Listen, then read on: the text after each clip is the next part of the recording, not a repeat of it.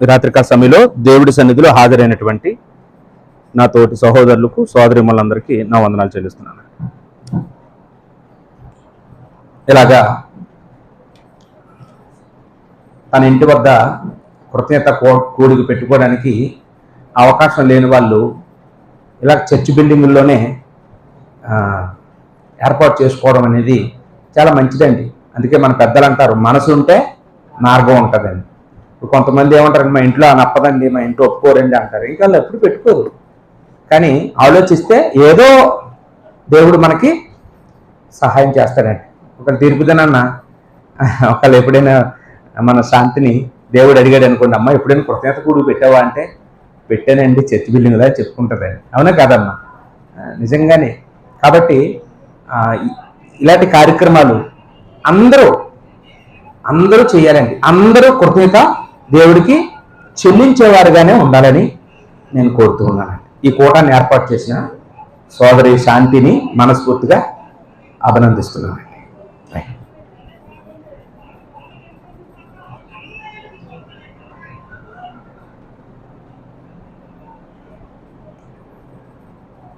ఈరోజు నేను మీకు నేర్పించాలనుకున్నటువంటి అంశం ఏంటంటే, దేవుని యందు ఉంచవలసిన భయభక్తులు అనే అంశాన్ని చెప్పాలనుకుంటున్నాను. దేవుని యందు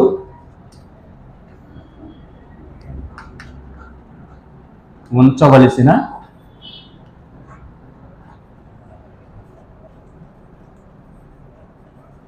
భయభక్తులు.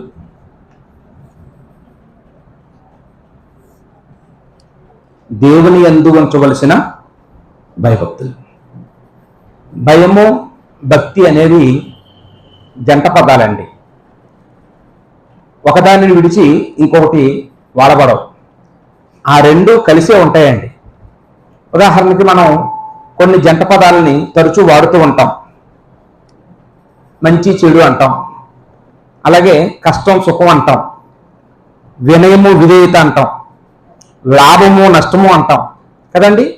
ఇవన్నీ ఒకదానిని విడిచి ఇంకోటి ఉండవండి. ఆ మాట వచ్చేటప్పుడల్లా ఈ మాట కూడా ఆటోమేటిక్గా వస్తూ ఉంటుంది.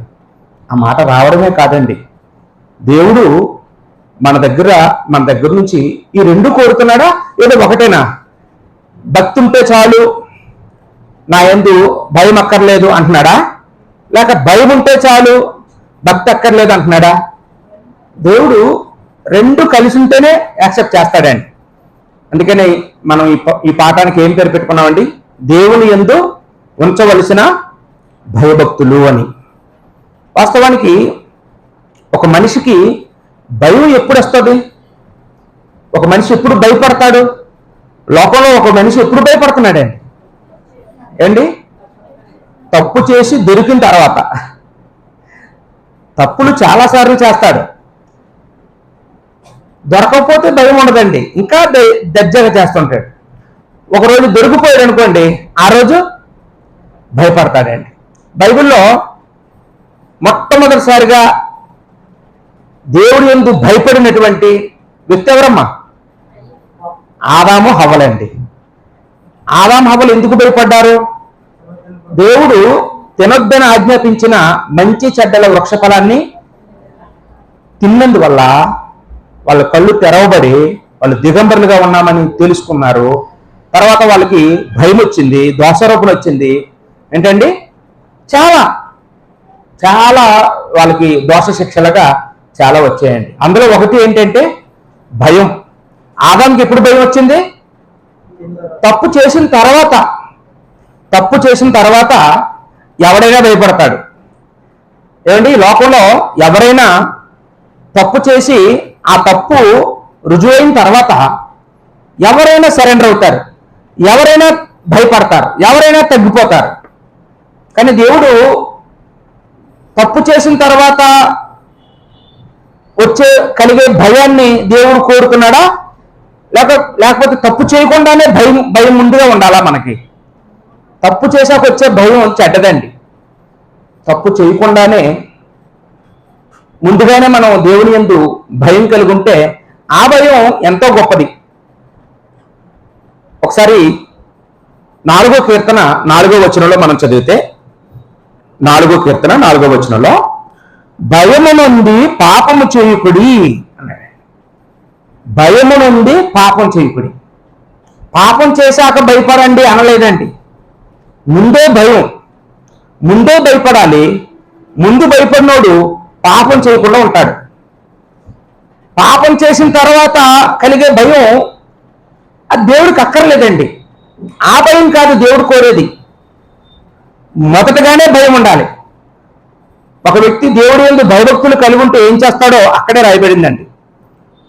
పడకల మీద నుండగా మీ హృదయములలో ధ్యానము చేసుకుని. దేవుడి ఎడల భయం ఉన్నవాడు ఎప్పటి నుండి ప్రారంభిస్తాడట భయాన్ని? పడక మీద ఉండగానే. అంటే ఉదయాన్న మనకు తెలివి వస్తుంది, మనం పడక మీద ఉంటాం. ఆ పడక మీద ఉండి ముందు కొందరికి టీ పడాలి, బెడ్ టీ ఏదో బెడ్ కాఫీ అంటారు. కొందరేమో న్యూస్ పేపర్ చదవాలి అర్జెంటుగా, న్యూస్ పేపర్కి మొదటి స్థానం. మరికొందరు సెల్ ఏంటి, నాకు ఏం మెసేజ్లు వచ్చాయో రాత్రినంతకి, అమ్మో నేను కానీ ఇప్పుడు అర్జెంటుగా ఈ మెసేజ్లు చూడకపోతే ఇది చాలా నష్టపోతాను ఈ రోజంతాను అనుకొని మొదటి స్థానాన్ని ఇలా రకరకాలుగా వినియోగిస్తూ ఉండడం మనం చూస్తూ ఉన్నామండి. కానీ దేవుడి ఎడల భయభక్తులు కలిగిన వాడు తన భయాన్ని ఏ రీతిగా చూపిస్తాడు అంటే పడక మీద ఉండగానే దేవుణ్ణి ధ్యానిస్తాడు అని ఇక్కడ దావీదు మాట్లాడుతూ ఉన్నాడండి. ఒకవేళ ఏ వ్యక్తి అయితే అలాగా తన భయాన్ని దేవుడికి కనపరుస్తున్నాడో అతడండి భయపడ్డం అంటే అది.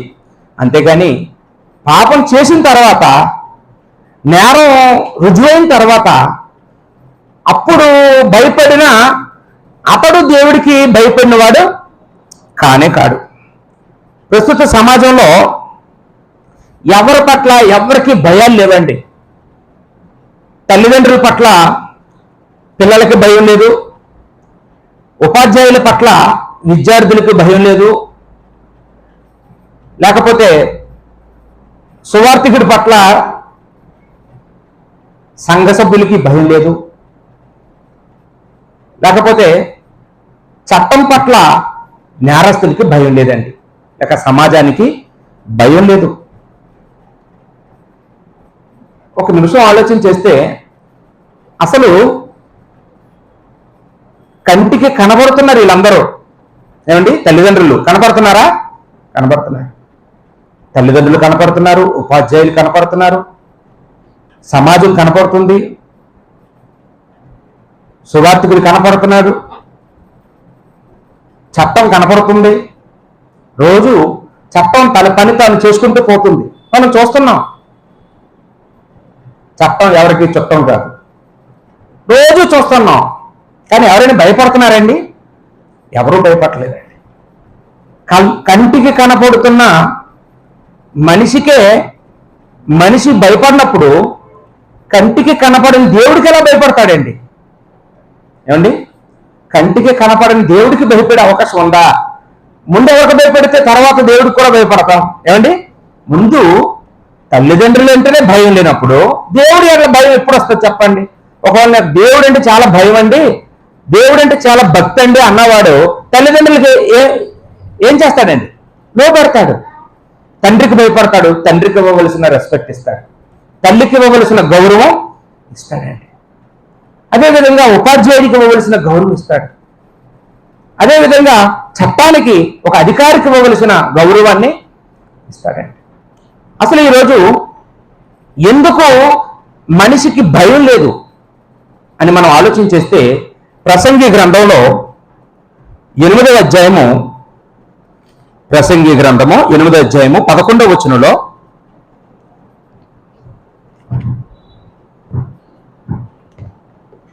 ఎవరైనా తీశారండి?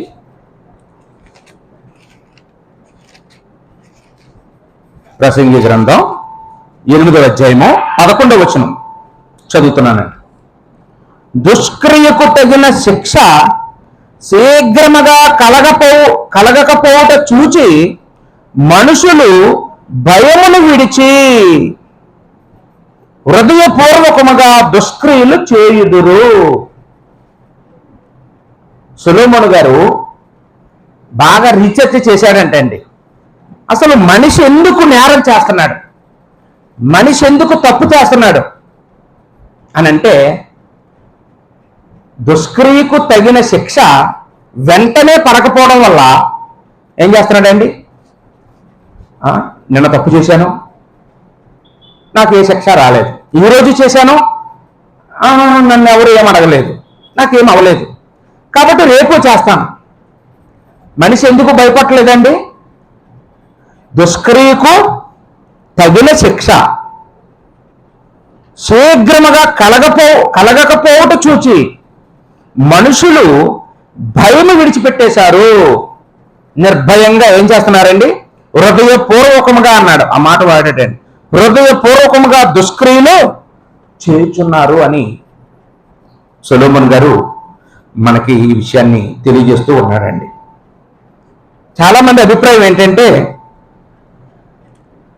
నేను తప్పు చేయడం ఏంటండి, నాకు భయం లేకపోవడం ఏంటండి, నేను దేవుణ్ణి నమ్ముకున్నాను, దేవుడు ఉన్నాడని, దేవుడు ఒక్కడేనని తెలుసుకోగలిగాను, నేను ఇతర దేవతలని నేనేమి మొక్కడం లేదు, నేను బాప్తిసం పొందుకున్న రోజు నుంచి క్రీస్తు సంఘానికి వస్తున్నాను, వాక్యం వింటున్నాను, నేను భక్తిగా బ్రతుకుతున్నాను అని మనలో ఎక్కడో ఒక మూల నేను దేవుడి యందు భయభక్తులు కలిగే ఉన్నాను అనిపిస్తుందండి మనకి.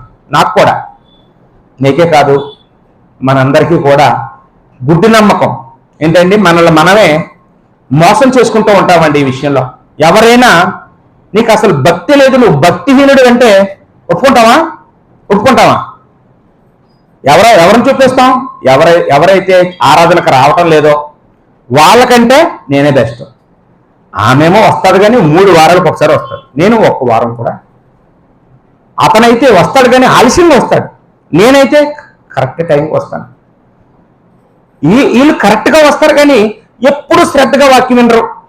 నేనైతే చెప్పిన ప్రతి మాట శ్రద్ధగా వింటున్నాను, నేనే బాగా దేవుని నమ్ముతున్నాను, కాబట్టి నేనే భక్తిపరుణ్ణి అని మనలో ప్రతి ఒక్కరికి కూడా ఒక భ్రమ ఉందండి.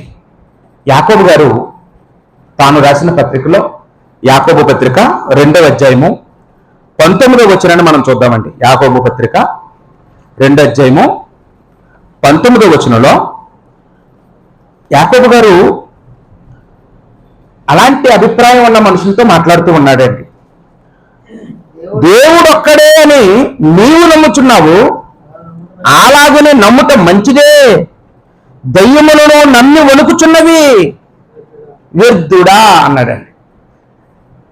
దేవుడు ఒక్కడేనని, సృష్టికర్త ఒక్కడేనని, పరిశుద్ధుడు ఒక్కడేనని, దేవుని కుమారుడు కూడా ఒక్కడేనని, సంఘం కూడా ఒక్కటేనని ఏంటండి ఎవరు కూడా నమ్మి వణుకుతున్నాయంట? దెయ్యాలు కూడా తెలుసా దేవుడి గురించి? బాగా తెలుసు.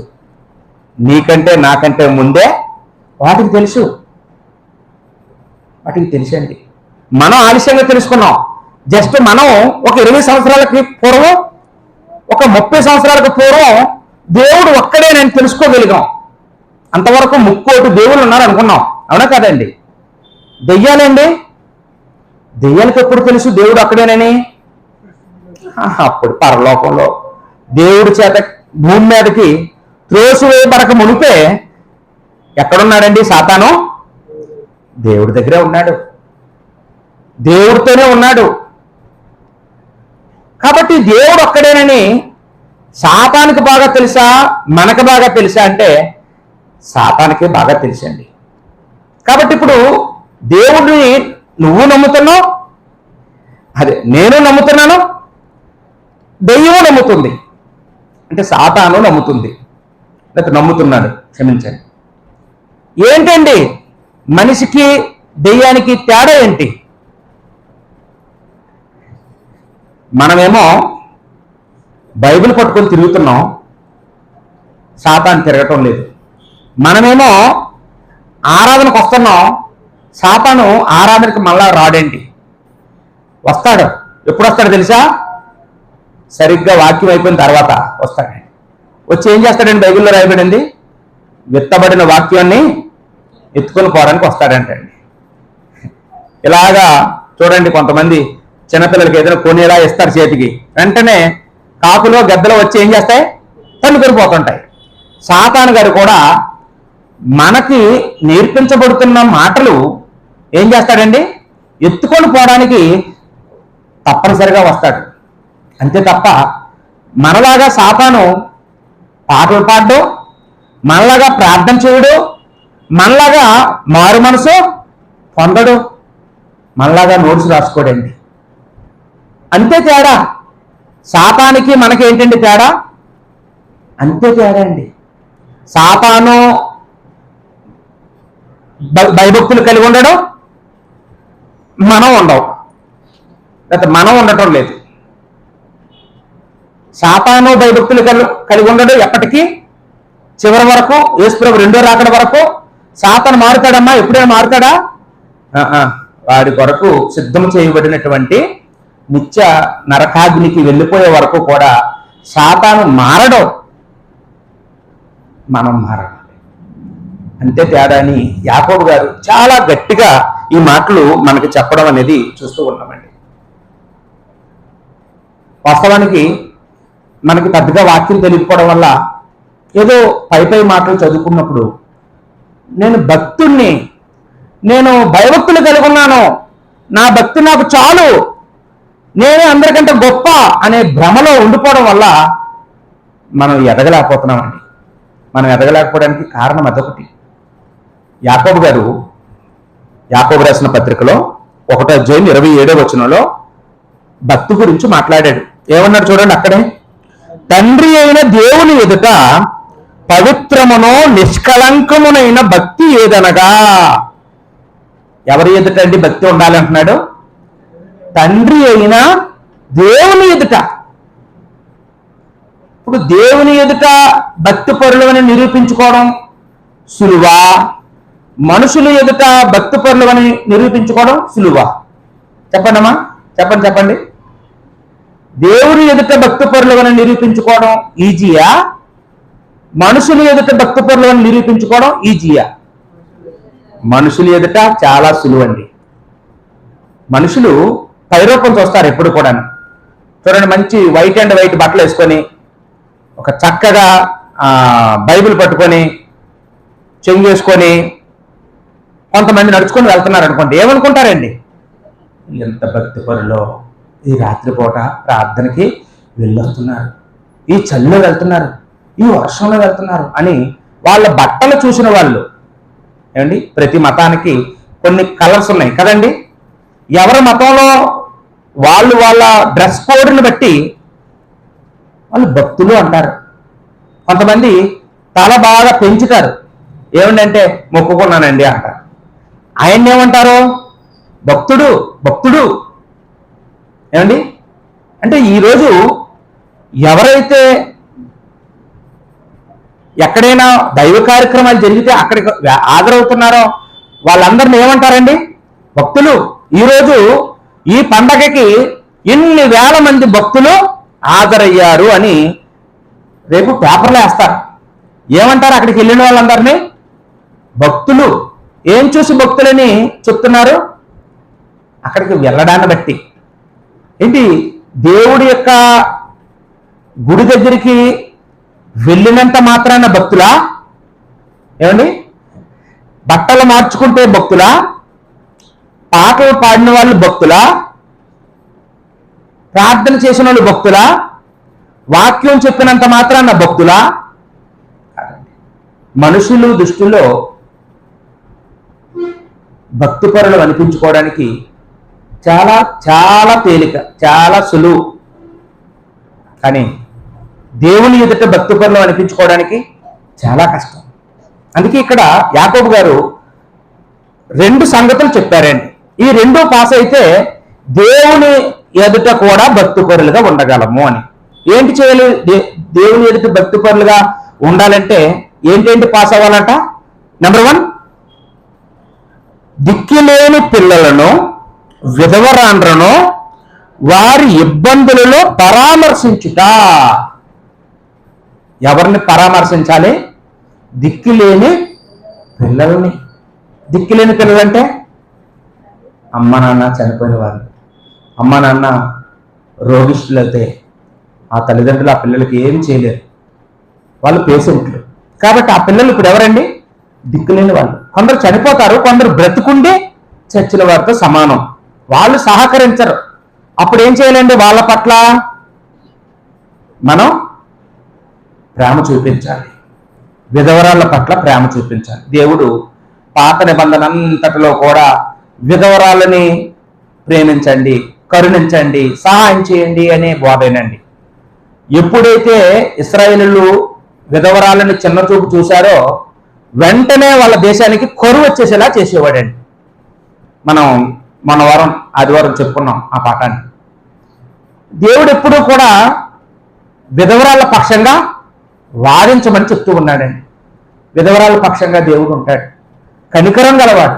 ఎందుకంటే మన దేశంలో ఎక్కువ బాధించబడుతున్నది ఎవరండి? విధవరాళ్ళు. విధవరాళ్ళు వాళ్ళ ముఖం చూస్తే దరిద్రం అనుకుంటారు కొందరు, వాళ్ళు ఎదురొస్తే కీడు అనుకుంటారు కొందరు, వాళ్ళు ఏ శుభకార్యానికైనా వస్తే అమ్మో ఇంకేమైనా ఉందా, పెళ్లికి వెళ్తూ పిల్లిని చంకలో పెట్టినట్టే అంటారండి. విధవరాలని అంత చిన్న చూపు చూస్తారండి సమాజంలో. దేవుడు ఎవరికి మొదటి స్థానం ఇవ్వమంటున్నాడండి? నువ్వు భక్తుడు అయితే దిక్కులేని పిల్లలను, విధవరాలను, వారి ఇబ్బందుల్లో వాళ్ళకి ఏదైనా కష్టం వచ్చిందని వాళ్ళు చెప్తే లేకపోతే వాళ్ళు ఎవరి ద్వారా తెలుసుకున్నాం, వాళ్ళు చెప్పరు, వాళ్ళు మనకి ఇబ్బంది పెట్టడం ఇష్టం లేక చెప్పరు, ఎవరి ద్వారానో మనకు తెలిసింది. అప్పుడు మనం ఏం చేయాలండి? కనీసం పరామర్శించాలి. కనీసం పరామర్శించాలన్నాడు. అక్కడ ఏమైనా ఇవ్వమని ఉందా అండి? అవన్నీ సెకండరీ. కనీసం మనం ధైర్యం చెప్పాలి, కనీసం మనం వెళ్ళి ప్రార్థన చేయాలి. ఒక సహోదరిగానైనా సహోదరుడిగానైనా వెళ్ళి ఏం చేయాలమ్మా? ఇబ్బందుల్లో ఉన్న వాళ్ళ దగ్గరికి వెళ్ళి మనం భరోసా ఇవ్వాలి. నేనున్నాను, మన దేవుడు ఉన్నాడు, మన సంఘం ఉంది అని వాళ్ళకి చెప్పాలంటే అండి. ఇక రెండోది ఏంటి అంటే, ఇహలోక మాలిన్యమును తనకంటకుండా తన్ను తాను కాపాడుకొనుటనే. ఇహలోక మాలిన్యం అంటే ఏదో అనుకుంటారేమో. ఇహలోక మాలిన్యం అంటే ఏమి కాదండి. చాలా రకాల మాలిన్యాలు ఉన్నాయి ఈ లోకంలో. అందులో ఒకటి ధనాపేక్ష. ఉందా? నాకు ధనాపేక్ష లేదన్నది చేయొద్దండి. ఏమా? నాకు ఉందండి. నేను కూడా ఉదయం నుంచి డబ్బులు సంపాదించడం కోసం చాలా కష్టపడుతుంటాను. డబ్బులు సంపాదించకపోతే నా భార్యని, పిల్లల్ని పోషించుకోవాలి, అప్పులు తీర్చుకోవాలి. సమాజం దగ్గర గౌరవంగా ఉండాలంటే డబ్బులు అవసరం. ఎవరికి ఇవ్వవలసిన డబ్బులు, ఏ రోజు ఇవ్వవలసిన డబ్బులు ఆ రోజు ఇవ్వకపోతే ఆ రోజు పరిస్థితి వేరేగా ఉంటుంది. కాబట్టి అలాంటి పరిస్థితి రాకుండా ఉండాలంటే ఏం చేయాలి? డబ్బులు తగిన సమయంలో సంపాదించాలి. కాబట్టి దానికోసం ఆశపడుతూ ఉంటాం, కష్టపడుతూ ఉంటాం. డబ్బు సంపాదించాలనుకోవడం, సంపాదించడం తప్పు కాదండి. కానీ దేవుడు ఇచ్చినా కానీ ఇంకా కావాలనుకోవడం తప్పు. చూడండి, మనం కొంతమందిని చూస్తుంటాం, దేవుడికి ఇవ్వవలసిన సమయాన్ని కూడా డబ్బు సంపాదించడానికి ఇచ్చేస్తారండి. మీరు ఎప్పుడైనా చూసారా అలాంటి వాళ్ళని? చూసారా అనకూడదు, మీరు ఎప్పుడైనా చేశారా? ఏంటంటే ఆదివారం ఆరాధన ఎగ్గొట్టి పనికి వెళ్ళిపోయిన రోజులు ఉన్నాయా మన జీవితంలో? అంటే అదేంటమ్మా? అదే ధనాపేక్ష అంటే అదేనండి. మనం కోట్లు సంపాదించడానికి కాకపోవచ్చు, అది ఒక 500 రూపాయల కోసం అవ్వచ్చు, లేదా ఒక 200 రూపాయల కోసం అవ్వచ్చు. దేవుడికి ఇవ్వవలసిన సమయాన్ని మనం దుర్వినియోగం చేస్తే, మనం డబ్బు కోసం వినియోగిస్తే, అప్పుడు మనం కూడా ఎవరము అంటే ధనాపేక్ష పరులనే. దేవుడు ఎడల భక్తి పరులు కాదు, అది భక్తి కాదు. ఇహలోక మాలిన్యాన్ని అంటించుకోకుండా తన్ను తాను ఏం చేయాలమ్మా? కాపాడుకోవాలి. ఏదో చేయాలి. పిల్లలు కాలేజీకి వెళ్తారు, అక్కడ ఆరాధనకు వెళ్ళవరు, అప్పుడు ఏం చేయాలండి? కొంచెం పిండి, కొంచెం ద్రాక్షరసం పెట్టులో ఉంచుకోవాలి. ఎప్పుడైనా ఆరాధనకి వెళ్ళనివ్వలేని పరిస్థితులు, ఎగ్జామ్ వచ్చినప్పుడు మోకాళ్ళు వేసుకొని ప్రార్థన చేసుకొని ఒక కొవ్వెత్తి వెలిగించి స్పూన్ మీద చిన్న అప్పం చేసుకొని ఆ స్పూన్ మీద పెట్టి క్యాండిల్ వెలిగించాలి. అది వేడెక్కిన తర్వాత అప్పం తిరగేయాలి, కాలుతుంది. అప్పుడు ఏం చేయాలండి? ఆ రొట్టె తిని ఆ ద్రాక్షరసం తీసుకొని రక్షణను కొనసాగించుకోవాలండి. ఎంత టైం పడుతుందండి దీనికి? ఇదిలా చేయడానికి ఎంత టైం పడుతుంది? ఒక పావు గంట అనుకుందాం.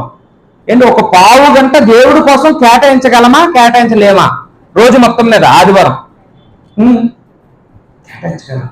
అదే ఉద్యోగ రీత్యా విధి నిర్వహణలో కూడా ఏంటంటే కొన్ని సందర్భాల్లో అధికారికి లోబడాలని బైబిల్లో ఉంది కనుక మరి అధికారులు ఆర్డర్ వేసినప్పుడు మనం వెళ్ళకపోతే మన ఉద్యోగం పీకేస్తారు.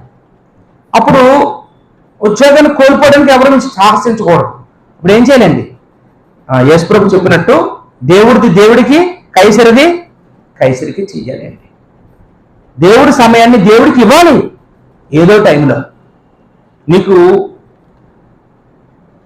ఈరోజు అర్ధరాత్రి 12 గంటల నుంచి మరనాడు అంటే ఆదివారం నాడు అర్ధరాత్రి 12 గంటల వరకు దేవుడు 24 గంటల సమయం ఇస్తాడండి. ఈ 24 గంటల సమయంలో మనం దేవుడి కొరకు మన భక్తిని నిరూపించుకోవడానికి చేయగలమా, చేయలేమా? అనుకుంటే చేయగలమండి. మనం అనుకుంటే చాలా చేస్తుంటాం. దేవుడు కూడా సహాయం చేస్తాడే, దేవుడు ఆశీర్వదిస్తాడే, కానీ మనం చెయ్యం. కారణం ఏంటంటే భక్తిపరులు కాదు కాబట్టి. ఇక్కడ మనం చూసినప్పుడు సాధారణంగా చాలామంది ఏమనుకుంటారు అంటే, ఏమండి మీరు చెప్పినట్లుగా ఎంతో భక్తిగా ఉంటున్నాం, కానీ ఇన్ని చేస్తున్నా నాకంటే భక్తిహీనంగా ఉన్న వాళ్ళే చాలా డెవలప్ అవుతున్నారు. వాళ్ళు పెద్ద పెద్ద ఇల్లులు కట్టుకుంటున్నారు, దేవుడు వాళ్ళకి సాయం చేస్తున్నాడు. వాళ్ళు కారు కొనుక్కుంటున్నారు, వాళ్ళు బంగారం కొనుక్కుంటున్నారు, వాళ్ళు భూములు కొనుక్కుంటున్నారు, వాళ్ళ పిల్లల్ని బాగా చదివించుకోగలుగుతున్నారు, వాళ్ళు సమాజంలో గౌరవంగా బ్రతుకుతున్నారు. భక్తిహీనులే బాగున్నారు. ఇంత భక్తిగా బ్రతకాలనుకుని అన్ని నష్టపోయి ఇంతగా ఉండి కూడా నా కష్టాలు ఎప్పుడు తీరలేదు, నాకు ఎప్పుడు శ్రమలే, నాకు ఎప్పుడు కన్నీరే, నాకు ఎప్పుడు వేదనే అనిపిస్తుందా? ఎప్పుడు అనిపించలేదా? నాకు అనిపించిందండి చాలా సందర్భాలు. మీకు అనిపించే ఉంటుంది ఏమండి? ఏంటి ఎంత భక్తిగా ఉంటున్నాం, నాకెప్పుడు సమాధానం లేదు, నాకెప్పుడు నెమ్మది లేదు, శాంతి లేదు, నాకు ఎప్పుడూ సమస్యలే. ఏదో సమస్య, ఒక సమస్య పోతే ఇంకో సమస్య, ఇంకో సమస్య పోతే ఇంకో సమస్య. కానీ ఆ భక్తిహీనుడికి వాళ్ళకి అసలు సమస్యలే లేవు. కాబట్టి నేను కూడా భక్తిగా ఉండడం వ్యర్థం, నేను కూడా వాళ్ళలాగా భక్తిహీనంగా ఉంటాను అనిపిస్తుందా, అనిపించదా? అనిపిస్తుంది. అలాంటప్పుడు మనం దేవుడి యొక్క వాక్యాన్ని చదువుకోవాలండి. లేకపోతే సాతాను గారు మనల్ని ఏం చేస్తారో తెలుసా అండి? అదే అదునండి సాతానికి, అదే అదును. భక్తుణ్ణి పాడు చేయడానికి, తన వెంట లాక్కొని పోవడానికి, వాడి ఉచ్చులో వాడి వలలో వేసుకోవడానికి అదే అదును సాతానికి. కాబట్టి మనం వాడి ఉచ్చులో పడిపోకుండా, వాడి గాలానికి దొరికిపోకుండా, వాడి వలలో పడిపోకుండా మనం ఏం చేయలేమా?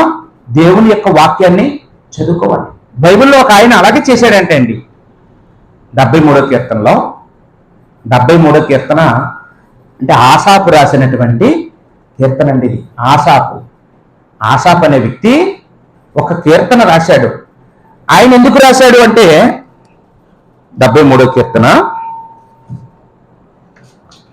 3వ వచనం నుంచి చూస్తే, భక్తిహీనుల క్షేమము నా కంట పడినప్పుడు గర్వించు వారిని బట్టి నేను మత్సరపడి తిని, మరణమందు వారికి యాతనలు లేవు, వారు పుష్టిగా ఉన్నారు, ఇతరులకు కలుగు ఇబ్బందులు వారికి కలగవు, ఇతరులకు పుట్టినట్లు వారికి తెగులు పుట్టదు.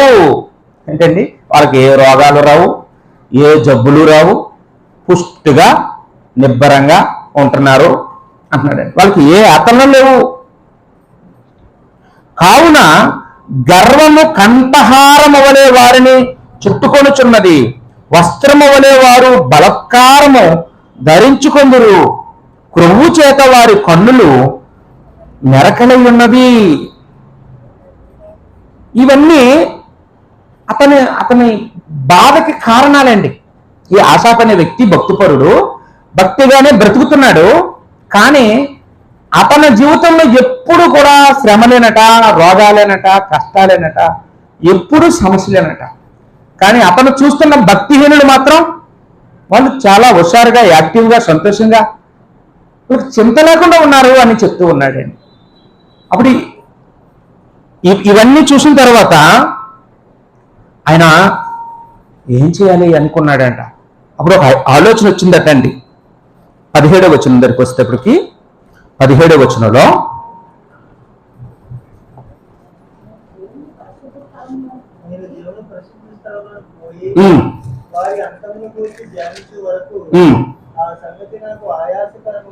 చూసారండి, నేను దేవుని పరిశుద్ధ స్థలములోనికి పోయి వారి అంతము గురించి ధ్యానించే వరకు ఆ సంగతి నాకు ఆయాసకరంగా ఉంది.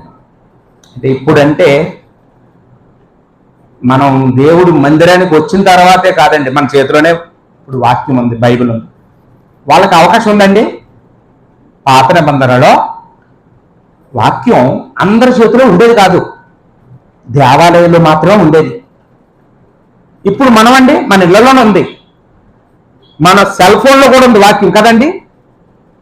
మనం ఎప్పుడైనా ఎనీ టైం మనకి ఎప్పుడైతే శోధనకు గురైపోయామో వెంటనే మనం చదువుకోవాల్సిన వచనం అండి ఇది. వెంటనే చదువుకోవాల్సిన వచనం.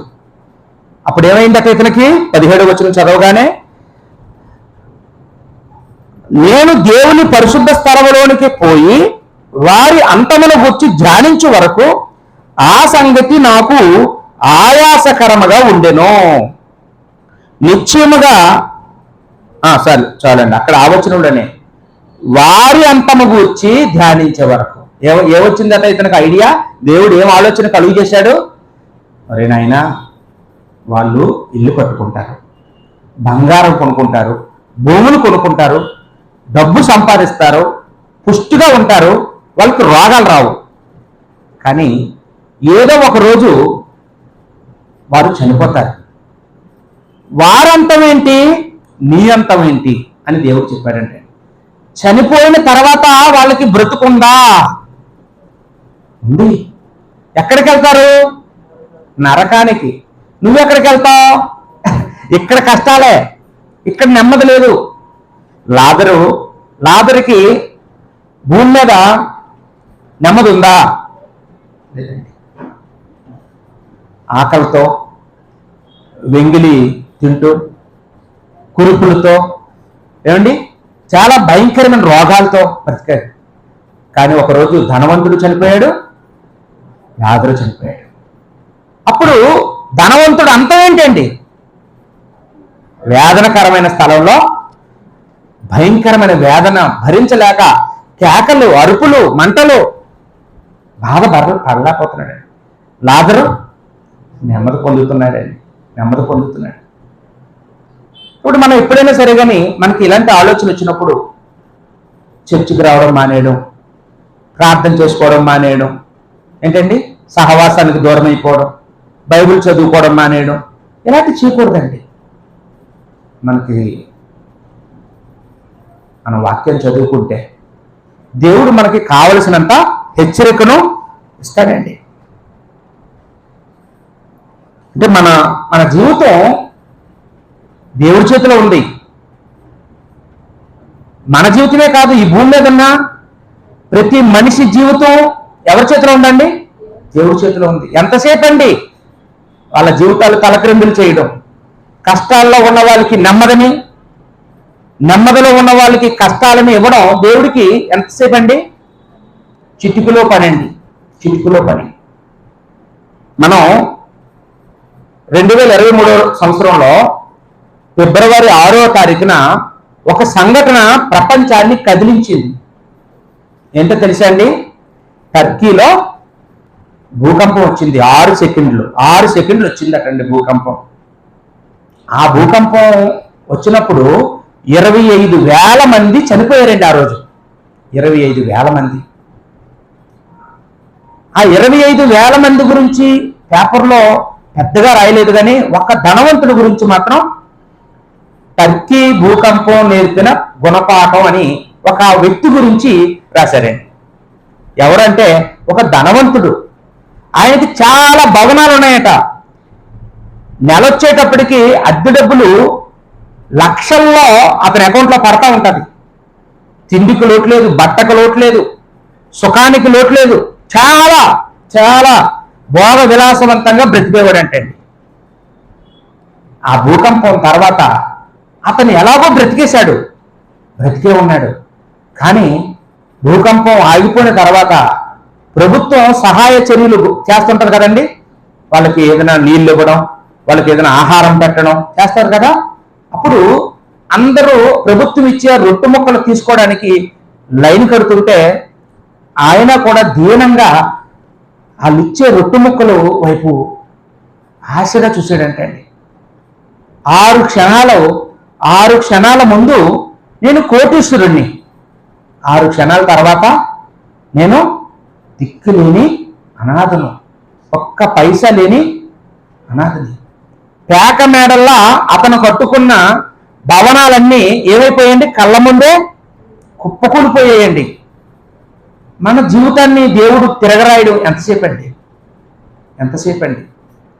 మనల్ని ఒకవేళ దేవుడు ఆదరించాలన్నా, మనల్ని అభివృద్ధి చేయాలన్నా, మన కష్టాలన్నీ తొలగించేయాలన్నా ఎంతసేపు అండి?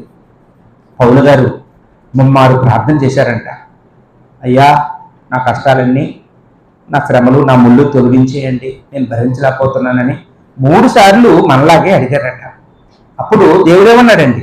నా కృప నీకు, నాయనా, నీకు ఎప్పుడు ఆ శ్రమ ఉంటే నువ్వు ఎప్పుడు నా మీద ఆధారపడతావు, నేను ఎప్పుడు నీకు ఆ కృప ఇస్తా ఉంటాను.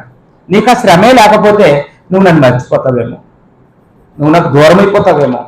నువ్వు బ్రతికినంత కాలం నా మీద ఆధారపడుతూ రోజు నా కృప కావాలని రోజు నువ్వు ప్రార్థన చేసేవాడిగా ఉండాలి అంటే నీకు ఎప్పుడు ఆ సమస్య నీకు ఉండాలైనా అన్నాడు. ఎక్కువ కృపనిచ్చాడా పౌలు గారికి? మనకివ్వడమ్మా? మనకివ్వడా? మన కష్టాల వెనక దేవుడి ఉద్దేశం మంచిగా ఉంటుందండి. మన శ్రమల వెనక కూడా, మన సమస్యల వెనక కూడా దేవుడికి ఏదో ఉద్దేశం ఉంటుంది. ఏ ఉద్దేశం లేకుండా దేవుడు మనకి శ్రమలు అనుగ్రహించాడు. మనకి భక్తులందరూ తెలుసు. యోసేపుకి ఎందుకు వచ్చే శ్రమలు? యోసేపుకి శ్రమలే రాకపోతే గొర్రెలు కాపరగా మిగిలిపోయేవాడు కదండి. శ్రమలు రావడం వల్ల, అన్నలు అమ్మేసుకోవడం వల్ల అతను భవిష్యత్తు ఏమైందండి? ఐగుప్తుకి ప్రధాని. దావీదుకి కూడా శ్రమలు రాకపోతే, సమస్యలు రాకపోతే ఆయన కూడా గొర్రెల కాపరిగానే ఉండేవాడు. ఆయన కూడా అందరి చేత తృణీకరించబడుతూ అక్కడే ఉండిపోయేవాడు. దావీదుకి ఎన్ని శ్రమలో సౌలు తరుముతా ఉన్నాడట. 1 రోజు కాదు, 2 రోజులు కాదు, 20 సంవత్సరాలండి. సౌలు చేత దావీదు తరమబడ్డాడు. తన కుటుంబానికి దూరమైపోయి, తల్లిదండ్రులకు దూరమైపోయి, మంచి భోజనానికి, మంచి బట్టలకి, అన్నదమ్ములకి, సొంత గ్రామానికి దూరమైపోయి ఎన్నో అడవుల్లో, ఎన్నో కొండ గృహల్లో ఎన్నో కష్టాలు పడ్డాడండి దావీదు. చివరికి ఏమైందమ్మా? ఇశ్రాయేలుకి 2వ రాజు అయ్యాడు. 40 సంవత్సరాలు తిరిగి లేని పరిపాలన అందించాడండి. ఈరోజుకి చరిత్రలో నిలిచిపోయాడు. దేవుని హృదయానుసారుడు, దేవుని చిత్తానుసారుడు అని ఆయన గురించి దేవుడే సాక్ష్యం చెప్పాడండి. మన జీవితంలో ఎదురయ్యే సమస్యలు, కష్టాలు, కన్నీళ్లు వెనకాతల కూడా దేవుడు ఏదో ఉన్నతమైన బహుమానాన్ని దాచి ఉంచుతాడు అనే సంగతిని మనం ఎప్పుడు కూడా మర్చిపోకూడదండి.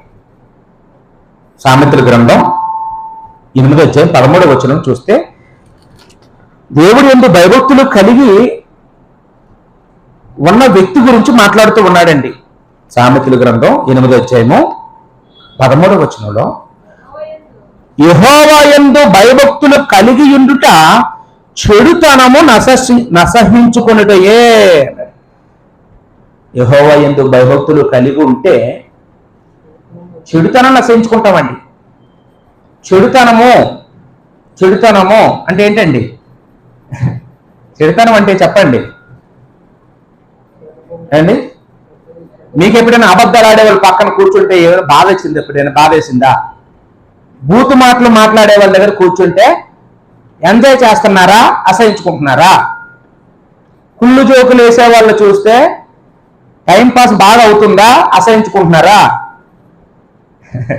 చెప్పండి అమ్మా ఏండి.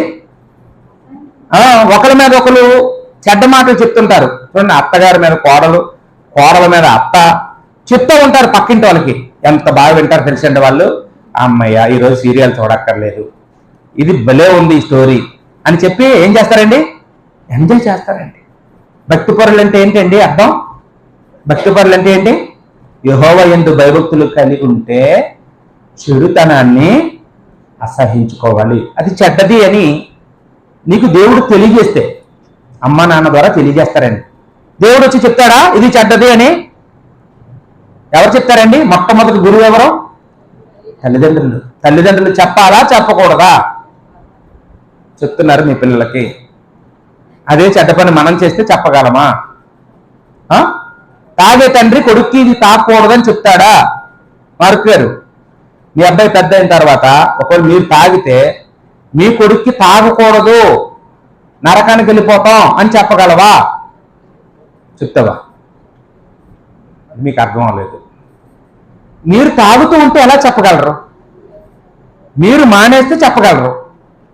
మీరు తాగుతూ ఇంకొకరికి మీ కొడుకు ఎలా చెప్పగలవు? బోధకుల గురించి రోమపత్రికలో ఉంటుందండి. రోమపత్రిక 1వ అధ్యాయంలో చాలా చాలా గట్టిగా పౌలు గారు మాట్లాడారు. 21వ వచనం, 2వ అధ్యాయం రోమపత్రిక 2వ అధ్యాయం 21వ వచనంలో, ఎదుటివానికి బోధించు నీకు నీవే బోధించుకొనవా? దొంగల వద్దని ప్రకటించు నీవు దొంగలెదవా? వ్యభిచరింపవద్దని చెప్పు నీవు వ్యభిచరించదవా? విగ్రహములను అసహించుకొని నీవు గుళ్ళను దోచెదవా? ఈ మాటలన్నీ ఏంటండి? ధర్మశాస్త్రమందు అతిశయించు నీవు ధర్మశాస్త్రము మీరుట వలన దేవుణ్ణి అవమానపరచదవా? ప్రశ్నలు. ఎదుటి వాళ్ళకి బోధించాలంటే ముందు మనం మానేయాలి. అవి మనం వాటిని అసహించుకోవాలి. మనం అసహించుకుంటేనే ఇంకొకరికి చెప్పగలుగుతాం. లేకపోతే బ్రతికినంత కాలం దెయ్యానికి మనకి తేడా ఉండదు. ఏంటండి? దెయ్యం ఏం చేస్తుందని చెప్పుకున్నాం? నమ్మి వణుకుతుంది. ఎవరి గురించి? దేవుడి గురించి. దేవుడు ఒక్కడేనట నమ్ముతుందట. దేవుడు ఉన్నాడని నమ్ముతుంది. ఒక్కడే ఉన్నాడని నమ్ముతుంది. వణుకుతుంది కూడా. కానీ పాపం మాందు, తప్పు చేయడం మాందు, మారు మనసు పొందదు. భక్తిపరుడు అవదు. భయభక్తులు నేర్చుకోదు. మనమండి మారదామా వద్దా? దేవుడి ఎడల ఉండవలసిన భయభక్తులు చదవండమ్మా. ఇంకా సామెతల గ్రంథం పూర్తిగా చదవలేదు మనం. 8వ అధ్యాయం 13వ వచనంలో త్వరగానే ముగించేసుకున్నామండి. సామెతలు 8.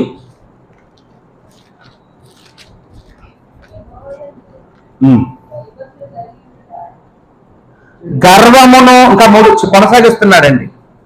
యెహోవా యందు భయభక్తులు కలిగి ఉండట అంటే ఏంటో చెప్తూ ఉన్నాడు. 1 చెడుతనాన్ని అసహించుకున్నట, 2 గర్వము, 3 అహంకారము, 4 దుర్మార్గత, 5 కుటిలమైన మాటలు.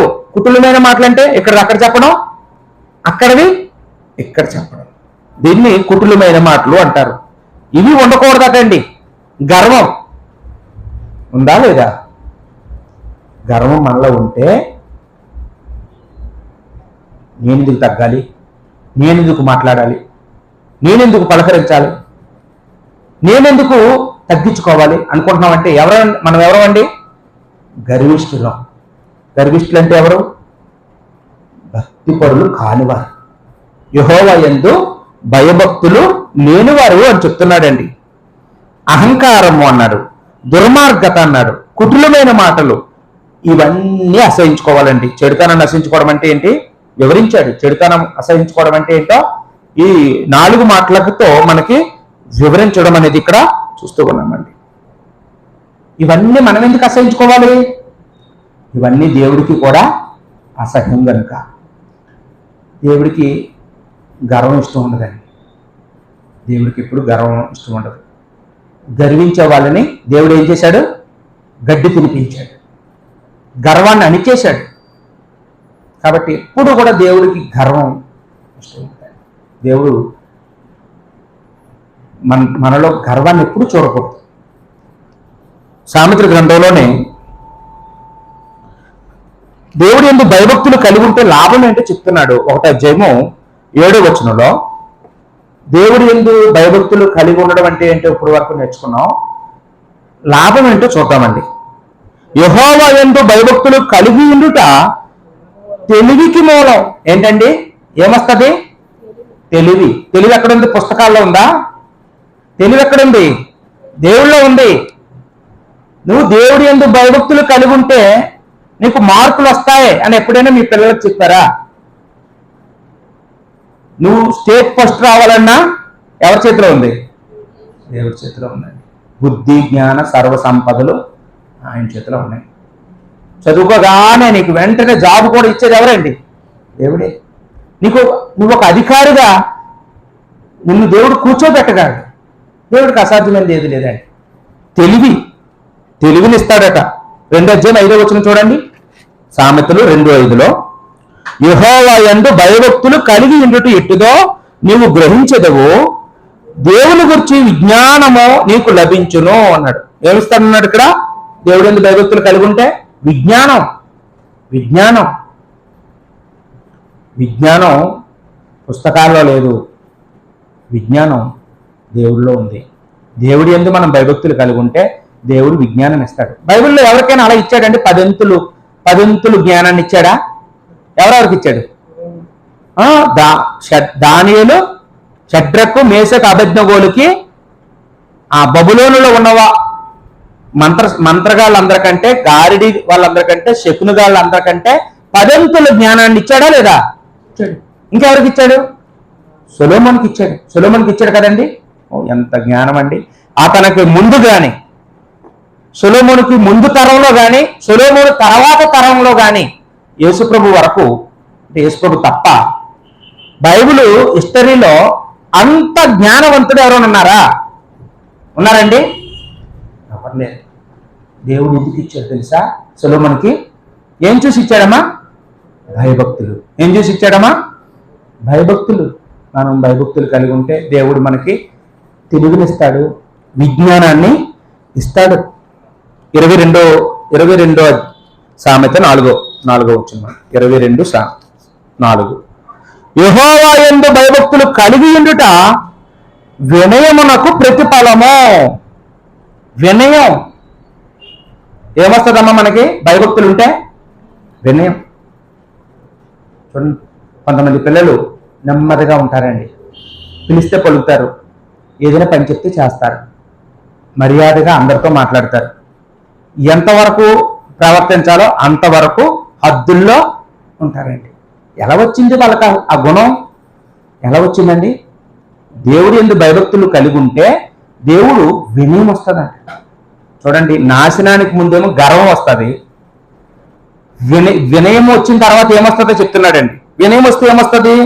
చదువునైనా 4వ వచనంలో ఐశ్వర్యమును ఘనతయు జీవమును దాని వల్ల కలుగును. ఈ డబ్బు అంతా ఎక్కడుందండి? ఇప్పుడు డబ్బు ఎక్కడుందండి? ఎక్కడైతే వినయం ఉందో, ఎక్కడైతే విధేయత ఉందో, ఎక్కడైతే దీనత్వం ఉందో అక్కడ ఉన్నదండి ఐశ్వర్యాలన్నీ. మనం తగ్గించుకుంటే దేవుడు ఏం చేస్తాడు? మనల్ని హెచ్చిస్తాడు.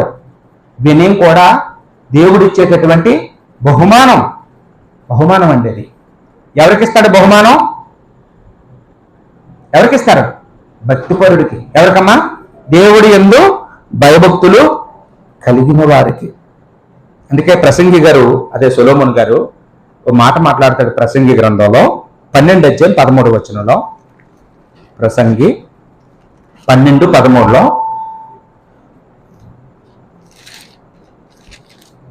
చివరి మాట అన్నమాట. ఇదంతయు వినిన తరువాత తేరిన పరితార్థమిదే, దేవుని యందు భయభక్తులు కలిగి ఉండి ఆయన కట్టడలు అనుసరించి నడుచుకునవలనేమో. మానవ కోటికి ఇదే విధి. మానవ కోటికి ఇదే విధి. మానవ కోటి కంటే ఎంతమందికి అండి? ఇది ఒక ఊరిలో ఉన్న వాళ్ళు కాదు, ఒక కులానికి సంబంధించింది కాదు, ఒక మతం గురించి అంతకంటే కాదు, ఒక దేశం గురించి అసలే కాదు. యావత్తు ప్రపంచంలో ఉన్న ఈ 7 ఖండాల్లో ఉన్న మనుషులందరికీ కూడాను ఉండే. అందుకని అక్కడ ఆ మాట వాడేదండి. మానవ కోటికి ఇది ఏ విధి. విధి అంటే ఏంటి అర్థం? చేసి తీరవలసిందే. విధి అంటే ఇంకొక ఆప్షన్ లేదు. దేవుడు మానవులందరి దగ్గర నుంచి ఏం ఆశిస్తున్నాడండి? భయభక్తులు కలిగి ఉండవలసిందే. ఎవరైనా కానీ ఈ భూమి మీద శరీరధారిగా పుట్టిన యేసు ప్రభుతో సహా. అవునా కదా? యేసు ప్రభు వారు కూడా భూమి మీద శరీరధారిగా ఉన్న దినములలో భయభక్తులు కలిగి ఉన్నాడా? ఏమండి? వచనం చూద్దాం. హెబ్రీ పత్రిక 5:7 ఆ మాట రాయబడింది. హెబ్రీ పత్రిక 5:7. దేవుని కుమారుడు అండి. దేవుని కుమారుడు ఏంటి? ఒక ఎమ్మెల్యే గారి కొడుకు అయితే ఎంత గర్విస్తాడు చెప్పండి? ఒక ముఖ్యమంత్రి గారి కొడుకు అయితే ఎంత గర్విస్తాడండి? అంతెందుకండి, ఒక ప్రెసిడెంట్ గారి బంధువు అనుకోండి, ఎంత గర్విస్తాడండి? ఓ బుధాలు ఎగరేస్తాడు కదా కదా? అవునా కాదండి? యేసుప్రభు ఎవరు? దేవుని కుమారుడు. దేవుని కుమారుడై ఉండి కూడా ఈ భూమి మీద ఉన్నప్పుడు, శరీరధారిగా ఉన్నప్పుడు, హెబ్రీ పత్రిక 5:7 శరీరధారి అయిన దినములలో మహారోదనముతోనూ కన్నీళ్లతోనూ తన్ను మరణం నుండి రక్షింపగలవానికి ప్రార్థనలు యాచనలు సమర్పించి భయభక్తులు కలిగి ఉన్నందున ఆయన అంగీకరించబడినో. యేసు ప్రభు వారు మనకి ఈ విషయంలో కూడా మాదిరి అండి. ఏ విషయంలో? భయభక్తులు కలిగి దేవుడికి ప్రార్థన చేయడంలో, దేవుడికి యాచనలు చెప్పుకోవడంలో మాదిరి ఉండడానికి వచ్చాడండి అన్ని విషయాల్లో. అండ్ యేసు ప్రభు భయభక్తులు కలిగి ఉన్నప్పటికీ కూడా ఇంకా నేనెందుకు ఉండాలండి, నాకు ఆల్రెడీగా భయభక్తులు ఉన్నాయి అనుకుంటా. ఏమో బాగుందండి? ఒప్పుకోవాలా ఒప్పుకోకూడదా? ఒప్పుకోవాలి. నాకు ఇంకా దేవుడి ఎడల ఉండవలసిన భయభక్తులు నాకు ఇంకా లేవు అనిపిస్తుంది. నేను ఒప్పుకుంటున్నాను దేవుడి సన్నిధిలో. ఈ రోజు నుంచి మొదలు పెడతాను. ఈ రోజు నుంచి నేర్చుకుంటాను, కృషి చేస్తాను, ప్రయత్నం చేస్తాను. అది నేను నిద్ర నుండి లేవడంతో మొదలవ్వాలి. చెడుతనాన్ని అసహించుకోవడంతో మొదలవ్వాలి. అండి, పేదవాళ్ళకి, దిక్కులేని వాళ్ళకి, విధవరాళ్ళని వాళ్ళు పరామర్శించడంతో మొదలవ్వాలి. కళంకం ఏది అంటించుకోకుండా ఉండడంతో మొదలవ్వాలి. ఇవన్నీ బైబిల్లో మనం చూసింది. గర్వించకూడదు, అహంకారంగా మాట్లాడకూడదు, తగ్గించుకోవాలి. ఇవన్నీ ఈరోజు మనం నేర్చుకోగలిగామండి. కాబట్టి అలా ఉండడానికి ప్రయత్నం చేద్దాం. ఇంత చక్కని కార్యక్రమాన్ని ఏర్పాటు చేసి మనందరికీ కాకుండా ఈ యూట్యూబ్ ద్వారా కూడా ఎన్నో లక్షల మంది దేవుడి యొక్క వాక్యాన్ని భవిష్యత్తులో కూడా వినే అవకాశాన్ని కలిగజేసిన శాంతి గారిని మనస్ఫూర్తిగా అభినందిస్తూ, ఈ కార్యక్రమానికి హాజరైన మీ అందరినీ కూడా మనస్ఫూర్తిగా అభినందిస్తూ ముగిస్తున్నాను. వందనాలండి.